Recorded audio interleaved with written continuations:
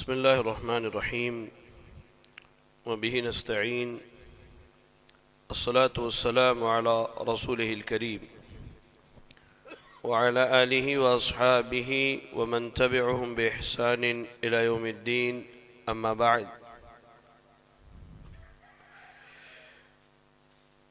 قابل قدر حاضرین نماز فجر، رات تراویح کی نماز میں چند ایک صورتیں تلاوت کی گئیں، جن میں قابل ذکر سورۃ الحجر اور سورۃ النحل ہے۔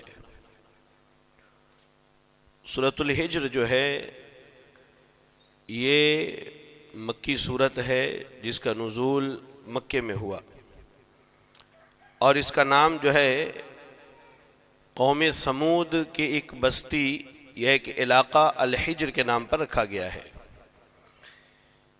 یہ سورت سورہ ابراہیم کے بعد رسول اللہ صلی اللہ علیہ وسلم کے مکہ میں ٹھہرتے ہوئے آخری ایام میں بالکل نازل ہوا، جب اللہ کے نبی صلی اللہ علیہ وسلم ایک لمبی مدت تک دعوت دیتے رہے، لیکن اس کی مخالفت میں لوگوں نے ہٹ دھرمی کی، آپ کا مذاق اڑایا، آپ اور اہل ایمان پر ظلم و زیادتی کی، تو اللہ کے نبی صلی اللہ علیہ وسلم یہ ساری چیزیں برداشت کرتے رہے، تو اللہ نے اس سورت کے اندر مختلف واقعات کا ذکر کیا ہے، اور یہ لوگوں کو بتلایا ہے کہ پچھلے نبیوں کی جن لوگوں نے اس طرح سے مذاق اڑایا، ان کے خلاف باتیں کی، تو اللہ رب العالمین نے ان سے بدلہ لیا، ان سے انتقام لیا، اور یہاں نبی صلی اللہ علیہ وسلم کو بہت ساری تسلی کی باتیں کہی گئی، حتیٰ کہ یہ بھی کہا گیا کہ ایک وقت آئے گا کہ یہ مکہ کے لوگ کہیں گے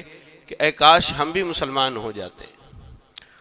سورۃ الحجر میں دیکھیں آپ، اللہ رب العالمین نے جہاں بہت ساری باتوں کا ذکر کیا ہے، وہاں اللہ رب العالمین نے قرآن مجید کی حفاظت کا ذکر کیا ہے۔ سورۃ الحجر بالکل ابتدائی آیتوں میں سے آیت نمبر 9 پڑھیے۔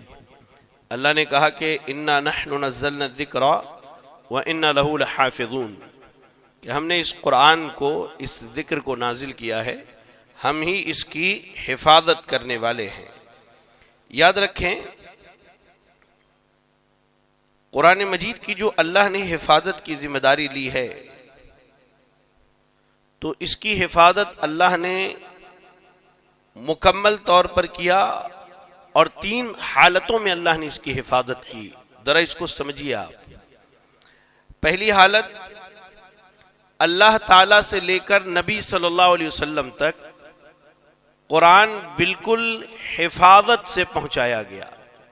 وہ اصل کیا ہوتا تھا، مکہ کے جو لوگ تھے وہ کہا کرتے تھے کہ محمد صلی اللہ علیہ وسلم پر کوئی شیطان آتا ہے، وہ جبریل علیہ السلام کو نعوذ باللہ شیطان کہا کرتے تھے، جس طرح پیروں، فقیروں اور نجومیوں کے پاس شیطان آتے ہیں۔ تو اس کے جواب میں اللہ رب العالمین نے کہا وَلَقَدْ جَعَلْنَا فِي السَّمَاءِ بُرُوجًا وَزَيَّنَّاهَا لِلنَّاظِرِينَ وَحَفِظْنَاهَا مِنْ كُلِّ شَيْطَانٍ رَجِيمٍ إِلَّا مَنِ اسْتَرَقَ السَّمْعَ فَأَتْبَعَهُ شِهَابٌ مُبِينٌ۔ سورۃ الحجر کی آیت نمبر 16 اور 17 اور 18 پڑھی۔ اللہ نے کہا بلا شبہ یقیناً ہم نے آسمان میں کئی برج بنائے اور اسے دیکھنے والوں کے لیے مزین کر دیا۔ یہ جو ستارے نظر آتے ہیں، اور کئی ستاروں کے جھرمٹ ہوتے اکٹھا ایک ساتھ، کہیں 10 ستارے ہیں، کہیں 15 ستارے ہیں، اور وہ کوئی شکل اختیار کیے ہوئے ہوتے ہیں، عموماً سائنسداں جس طرح بتاتے ہیں۔ یہ اصل میں برج ہیں، اللہ رب العالمین نے ان کو ایک تو دیکھنے میں یہ خوبصورت نظر آتے ہیں، لیکن ان کا اصل مقصد کیا ہوتا ہے، شیطانوں سے اس کی حفاظت کرنا۔ پچھلے دور میں کیا ہوتا تھا کہ جب اللہ رب العالمین آسمان میں کوئی فیصلہ کرتا تو شیاطین ایک دوسرے کے اوپر اس طرح چڑھ جاتے اور کان لگا کے وہاں کی خبر سنتے، وہاں سے ایک بات معلوم ہوتی، آ کر کے جادوگر اور کاہن کو بتاتے، وہ اس میں 100 جھوٹ ملاتا تھا اور لوگوں تک ان باتوں کو بیان کرتا تھا، اور ان 101 باتوں میں سے ایک بات سچی ہو جاتی تھی جو آسمان کی خبر تھی، تو بقیہ لوگ اس کے 100 جھوٹے باتوں پر بھی یقین کر لیتے تھے۔ تو اللہ رب العالمین نے پہلی حفاظت یہ کی کہ اب جو ہے شیاطین وہاں تک نہیں پہنچ سکتے، اور اگر یہ پہنچے بھی تو اللہ نے کیا کہا فَأَتْبَعَهُ شِهَابٌ مُبِينٌ، تو اللہ اکبر، ان کے پیچھے آگ لگا دیا جاتا ہے جو انہیں مار کر کے تباہ و برباد کر دیتا ہے۔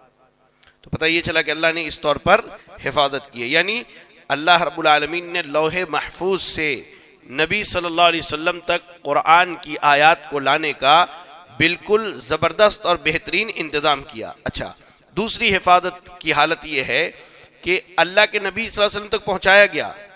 اللہ کے نبی صلی اللہ علیہ وسلم اپنی مرضی سے قرآن میں کوئی تبدیلی نہیں کر سکتے، یہ آپ سمجھ لیجئے۔ حفاظت یہ بھی ہے کہ اللہ کے نبی صلی اللہ علیہ وسلم اپنی مرضی سے قرآن میں کوئی تبدیلی نہیں کر سکتے۔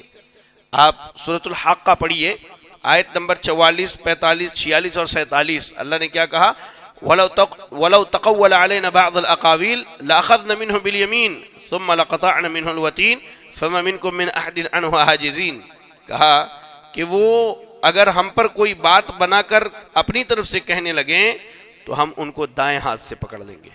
اللہ نے نبی کو کہا کہ اگر نبی اپنی جانب سے اللہ کے نام پر کوئی بات بیان کرنے لگیں تو اللہ کہہ رہا ہے کہ ہم انہیں دائیں ہاتھ سے پکڑ لیں گے اور پھر ہم ان کی شہ رگ کاٹ دیں گے۔ تو یہاں بھی اللہ نے حفاظت کی کہ نبی صلی اللہ علیہ وسلم کو دیا گیا، اب جو ہے نبی صلی اللہ علیہ وسلم اپنے جانب سے اللہ کے کلام میں کسی بات کا اضافہ نہیں کر سکتے، اور نہ ہی اللہ کے نبی صلی اللہ علیہ وسلم کسی حکم کو اپنی جانب سے تبدیل کر سکتے ہیں۔ حفاظت کی دوسری حالت دیکھیے قرآن کی۔ اچھا، قرآن کی حفاظت کی تیسری حالت یہ ہے کہ اللہ کے نبی سے لے کر قیامت تک آنے والے لوگوں تک، یہ قیامت تک آنے والے جو لوگ ہیں ان تک یہ قرآن پہنچے گا، اور لوگوں میں سے بھی کسی کو اختیار نہیں ہوگا کہ اس میں تبدیلی کر لے۔ پچھلی کتابوں میں کیا ہوتا تھا؟ پچھلی کتابوں میں علماء، ان کے درویش اور ان کے احبار اور رہبان جو ہیں اپنی مرضی سے کوئی نہ کوئی حکم بدل لیا کرتے تھے، پھر بعد میں اللہ نبی اور رسول بھیجتا تھا، نبی اور رسول آنے کے بعد اس چیز کی اصلاح کرتے تھے۔ لیکن ہماری یہ امت آخری امت ہے، ہماری یہ کتاب آخری کتاب ہے، ہماری یہ نبی آخری نبی اور رسول ہے، آپ کے بعد کوئی نبی آنے والا نہیں، کوئی رسول آنے والا نہیں، اور اگر کوئی دعویٰ کرے تو کائنات کے جھوٹوں میں سے ایک جھوٹا ہے، کذاب میں سے ایک کذاب ہے، اور لعنتی اشخاص میں سے ایک لعنتی شخص ہے اگر کوئی اس قسم کا دعویٰ کرے تو۔ یاد رکھیں اس چیز کو۔ تو اللہ رب العالمین نے اس طور پر بھی حفاظت کی کہ اب جو ہے قرآن مجید کے اندر کسی قسم کی کوئی تبدیلی عوام الناس میں سے کوئی نہیں کر سکتا۔ تو اللہ نے قرآن کی حفاظت کی ذمہ داری لی، اور 3 اعتبار سے اللہ رب العالمین نے قرآن مجید کی حفاظت کی، اور یہ جو ہے کہہ لیجئے کہ قرآن کے اللہ کی طرف سے معجزہ ہونے کی ایک بہت بڑی دلیل ہے۔ قرآن کی اللہ کی طرف سے معجزہ ہونے کی ایک بہت بڑی دلیل ہے، اور اسی مناسبت سے اللہ تعالیٰ نے کہا کہ اگر دنیا کے تمام انسان اور تمام جنات مل جائیں اور ایک دوسرے کی مدد بھی کریں، کس چیز پر؟ اَلَا أَن يَأْتُوا بِمِثْلِ هَذَا الْقُرْآنِ لَا يَأْتُونَ بِمِثْلِهِ، کہا اللہ نے کہ وہ اس قرآن کی طرح ایک آیت لانے کی بھی کوشش کریں مل جل کر کے، تو اس قرآن کی طرح ایک آیت لے کر کے نہیں آ سکتے۔ اب دیکھیے، اللہ تعالیٰ نے قرآن کی حفاظت کی ذمہ داری لی ہے، تو ہمارے لوگ کیا ہیں؟ قرآن کے قریب نہیں بڑھتے، قرآن کے قریب نہیں بھٹکتے۔ اللہ نے مسلمانوں کی حفاظت کی ذمہ داری نہیں لی ہے، آپ اس چیز کو غور سے سمجھیں۔ اللہ نے مسلمانوں کی حفاظت کی ذمہ داری نہیں لی ہے، اللہ نے قرآن کی حفاظت کی۔ دنیا سے سارے مسلمان مٹ جائے پھر بھی اللہ قرآن کو باقی رکھے گا۔ لہذا اگر مسلمان اس قرآن سے جڑ جائیں تو اللہ اس کی برکت سے ان کی بھی حفاظت فرمائے گا۔ لیکن ہمارے یہاں کیا ہے؟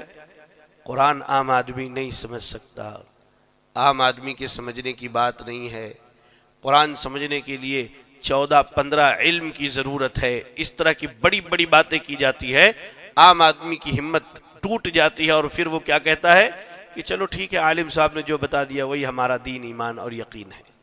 آپ خود بھی پڑھیے، آج دیکھیے دنیا کے اندر جتنی زبانیں بولی جاتی ہیں، جو زبانیں زندہ ہیں، میں کہتا ہوں جو زبانیں زندہ ہیں بولی جاتی ہیں، قریب قریب ان ساری زبانوں میں قرآن مجید کا ترجمہ موجود ہے۔ آپ اپنی زندگی میں کوشش کیجئے کہ کم از کم ایک مرتبہ پورا قرآن جو ہے میں ترجمے کے ساتھ ختم کروں، کم از کم ایک مرتبہ پوری زندگی میں، کم از کم ایک مرتبہ پورا قرآن جو ہے ترجمے سے ختم کر لوں، تب آپ کو معلوم ہوگا کہ آپ کے رب نے آپ سے کیا کہا۔ اب مثال سمجھیے، ایک مثال دیتا ہوں سمجھنے کے لیے۔ آپ گجرات کے ہیں اور آپ کا ایک ساتھی جو ہے بنگالی ہے، بنگلہ دیش کا، آپ دونوں سعودی عرب میں ایک ساتھ کام کر رہے ہیں، دنیا کے کسی گوشے میں، بہت قریبی دوست ہیں، بہت قریبی۔ ایک وقت کے بعد دونوں ریٹائرمنٹ لیتے ہیں اور اپنے اپنے ملک چلے آتے ہیں۔ آپ نے اپنے دوست کو گجراتی میں خط لکھا اور وہ آپ کو بنگلہ زبان میں خط لکھ کر کے بھیجتا ہے، آپ کیا کریں گے؟ خط لے کر یا تو روئیں گے یا خوش ہوں گے؟ پتہ نہیں اس نے اس میں بنگلہ میں کیا لکھا ہے، اور اس کا بھی عالم یہی ہوگا کہ وہ یا تو روئے گا یا خوش ہوگا۔ پتہ نہیں کوئی خوشخبری کی بات ہے یا بیچارے ہمارے دوست کے گھر پہ کوئی حادثہ یا معاملہ ہو گیا ہے۔ اب آپ تلاشیں گے ایسے آدمی کو جو بنگلہ بھی جانتا ہو اور گجراتی بھی جانتا ہو، آپ اس سے پڑھوائیں گے، اس کا ترجمہ کروائیں گے۔ یہی عالم قرآن کا۔ ہماری زبان عربی نہیں ہے، لیکن اللہ نے اتنی سہولیات دی ہے کہ ہم جو زبانیں سمجھتے ہیں، بولتے ہیں، پڑھتے ہیں، ان زبانوں میں قرآن مجید کا مستند ترجمہ موجود ہے، تو ہم کیوں نہیں پڑھتے ہیں؟ ہم کیوں نہیں سمجھنے کی کوشش کرتے ہیں؟ جبکہ یہ کتاب ہدی للناس ہے، ہدی للعالمین ہے، پوری دنیا کے لیے، پوری انسانیت کے لیے اللہ نے اسے ہدایت قرار دیا ہے۔ ہدایت کب ملے گی؟ جب اسے پڑھیں گے، سمجھیں گے تب۔ اور اللہ نے اس کتاب کی حفاظت کی ذمہ داری لی ہے، اور واقعی اللہ رب العالمین نے حفاظت کی ہے۔ اس کی حفاظت کا ایک نمونہ یہ بھی آپ سمجھیے کہ پوری دنیا میں اگر مان لیجئے کہ 10 لاکھ پریس ہے جہاں سے قرآن چھپتے ہیں، تو ان 10 لاکھ پریسوں سے چھپنے والے قرآن میں ایک نقطے کا فرق نہیں ملتا ہے ہمیں۔ جو چھپائی، جو اعراب یہاں سے چھپتا ہے وہی سعودی عرب سے، وہی پڑوسی ملک سے، وہی بنگلہ دیش سے، وہی نیپال سے چھپے تو وہی پوری یورپین کنٹریز، افریقی ممالک چلے جائیں، مان لیجئے 160 کنٹریز ہیں اور 160 کنٹری میں قرآن چھاپا جائے، الحمدللہ آپ کو ایک نقطے کا فرق نہیں ملے گا۔ اللہ نے اس طور پر اس کتاب کی حفاظت کی ہے۔ اس کے بعد جو ہے سورۃ النحل پڑھی گئی۔ سورۃ النحل کے اندر اللہ رب العالمین نے اپنے رب ہونے کا ذکر کیا۔ میں نے اس سے پہلے بھی بتایا تھا کہ رب ہونے کے لیے 3 چیزیں ہونا ضروری ہے۔ پہلی چیز وہ خالق ہے، پیدا کرنے والا، دوسری چیز وہ مالک ہے، ہر چیز کا مالک ہے، اور تیسری چیز مدبر ہے، تدبیر کرنے والا، انتظام کرنے والا۔ اسی نے پیدا کیا، وہی ہمارا مالک ہے، ہماری زندگی کے تمام امور کا انتظام وہی اللہ کرتا ہے۔ اللہ نے اپنے خالق ہونے کی بہت ساری دلیلیں دی، ان میں سے میں ایک اہم نقطے کی طرف آپ کی کہہ لیجئے نشاندہی کرنا چاہتا ہوں۔ آیت نمبر 66، 67، 68 اور 69، 66، 67، 68 اور 69 پڑھیے۔ اللہ نے کہا وَإِنَّ لَكُمْ فِي الْأَنْعَامِ لَعِبْرَةً، اللہ نے کہا کہ تمہارے لیے یہ جو 4 پیر پر چلنے والے جانور ہیں، یہ گائے، بکری، یہ جو ہے، ان میں کیا ہے؟ اللہ نے تمہارے لیے نصیحت رکھی ہے، عبرت رکھی ہے۔ کیا کہا؟ نسقیکم مما فی بطونہ من بین فرث ودم لبنا خالصا۔ سبحان اللہ وبحمدہ، سبحان اللہ العظیم۔ اللہ کے خالق ہونے کی دلیل دیکھیے۔ اسی لیے کہا جاتا ہے کہ اللہ جو خلاق ہے، پوری دنیا مل کر کے اور دنیا کے سارے معبود مل کر کے ایک مچھڑ کے پر کو نہیں بنا سکتے۔ اللہ نے اپنے خالق ہونے کی کتنی بڑی دلیل دی۔ کہا کہ یہ چوپائے جن کا تم استعمال کرتے ہو، ان میں تمہارے لیے عبرت و نصیحت ہے۔ کیسے؟ ایک طرف ان کے پیٹ کے اندر جو ہے غلاظت جمع ہوتا ہے جو وہ کھاتے ہیں، دوسری طرف خون ہوتا ہے۔ اس گندگی اور اس خون کے درمیان سے اللہ تعالیٰ تمہارے لیے صاف شفاف دودھ نکالتا ہے جسے تم پیتے ہو۔ انسان تھک جائے، انسانیت تھک جائے، اللہ رب العالمین کی مخلوقات کی طرح کوئی ایک مخلوق لے کے نہیں آ سکتی۔